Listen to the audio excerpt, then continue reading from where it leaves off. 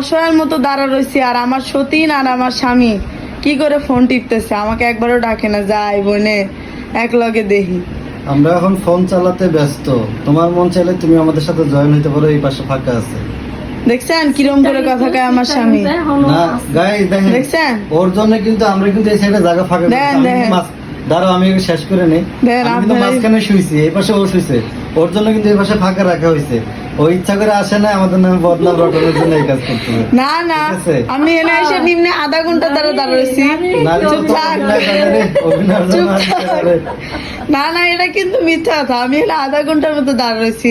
হ্যাঁ। হেগারে মুখ বিলা চাই, তারা আমার মুখের দিক তাকায় না। আচ্ছা রাখো, আচ্ছা রাখো, আচ্ছা ঠিক আছে, সরি। আমরা একটা লাইভ করছি, লাইভ করতে করতে হয়রান হয়ে গেছি, এই জন্য এই জায়গায় শুয়ে রয়েছি।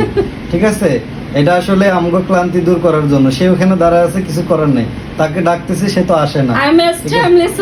এখন আমরা যদি ভুল করে থাকি তোমার কাছে অত্যন্ত দুঃখিত।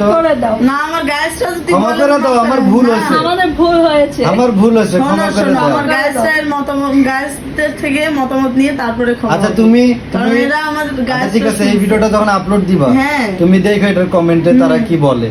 ঠিক আছে, আমরা আমাদেরকে মাফ করে দেন। আমরা একটু আগে লাইভ করছি, মনে হয় 10 মিনিট হয়েছে, 10 মিনিট হয় লাইভ 20 করছি, মিনিট লাইভটা শেষ হয়েছে। করছি। তো লাইভটা শেষ করার পরে আপনারা জানেন যে আধা ঘন্টা 1 ঘন্টা বসে থাকলে পাটা অনেক লাগে যায়, বসে থাকা যায় না, এই জন্য মূলত আমরা একটু শুয়েছি। তো ও আমাদের সাথে শুয়েছিল, এখন মনে করেন ওই যে নারী অভিনয় জানে, এখন কি একটা চাপাটা মারলো? অভিনয় নারীরা এসে অভিনয় করার জন্য এখানে দাঁড়া দাঁড়া এটা কিন্তু না, এটা কিন্তু না। ওর জায়গাটা কিন্তু এখনো এই যে এখনো গরম আছে এই জায়গায়, এই জায়গায় হাত দিলে বোঝা যায়, আমি কেমনে বুঝাবো? না, ওর মাথার উপর আমার থুইছে, সিংহাসনের উপর, আর ওরা দুজন মাথা ঠেকা ঠেকি করে শুয়ে রয়েছে।